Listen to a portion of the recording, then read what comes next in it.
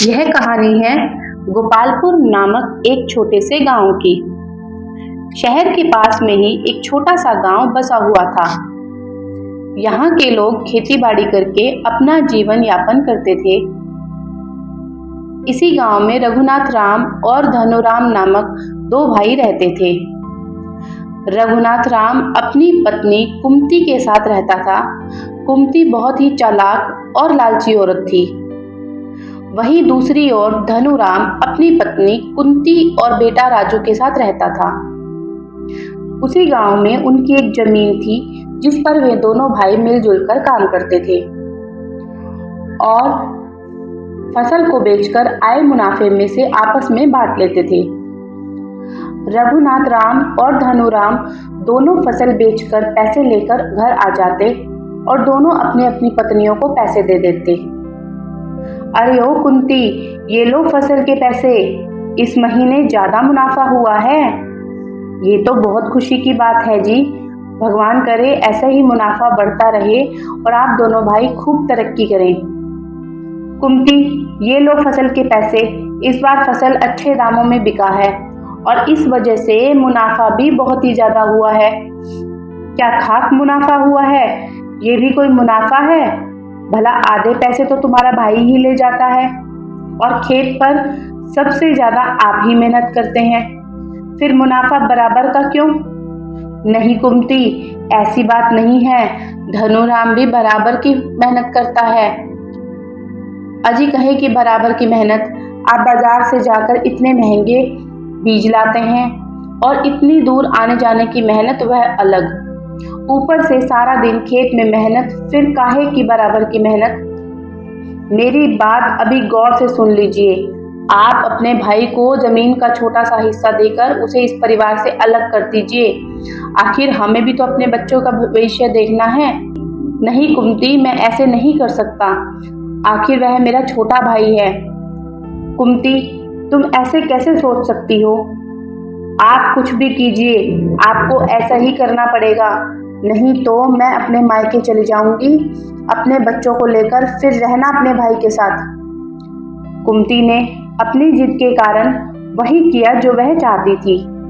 रघुनाथ राम ने धनुराम को जमीन का छोटा सा हिस्सा देकर धनुराम को घर से बेदखल कर दिया।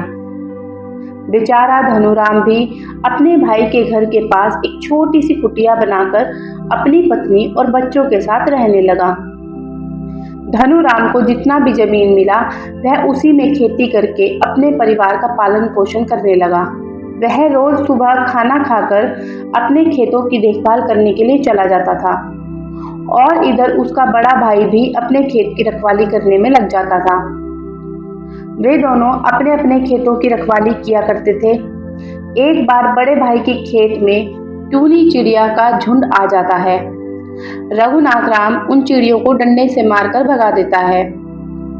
अगले दिन वह चिड़िया छोटे भाई के खेतों में दाना खाने आती है।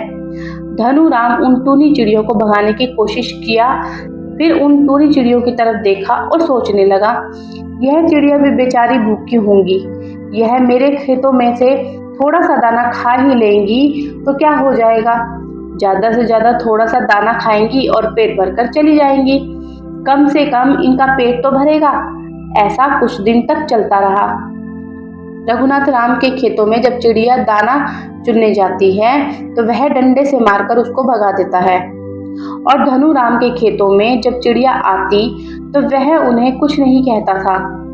ऐसे ही कुछ समय तक चलता रहा और एक दिन गांव की फसलों में बीमारी लग जाती है जिसमें छोटे छोटे कीड़े फसलों को बर्बाद कर रहे थे।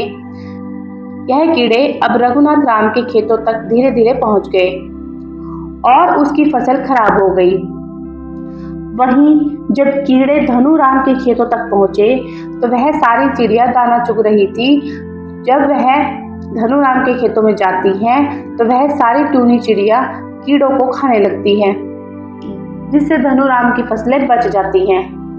जब रघुनाथ राम अपने खेतों के पास पहुंचा और उसने अपनी खेतों की हालत देखी तो वह बहुत उदास हुआ और फिर उसने धनुराम की फसलों की ओर देखा तो उसकी फसल बिल्कुल ठीक थी, क्योंकि वह जिन चिड़ियों को डंडे मारकर भगा दिया करता था, तो उन चिड़ियों की वजह से धनुराम की फसल खराब होने से बच गई।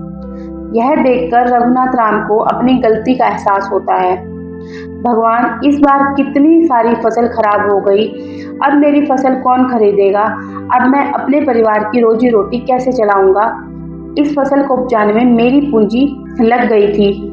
भैया, आप चिंता मत कीजिए, आपके खेतों की फसल खराब हो गई, कोई बात नहीं, अभी हमारी फसल अच्छी है ना, हम इस फसल को बाजार में बेचेंगे और इसी से इस बार हम अपने घर का गुजारा करेंगे।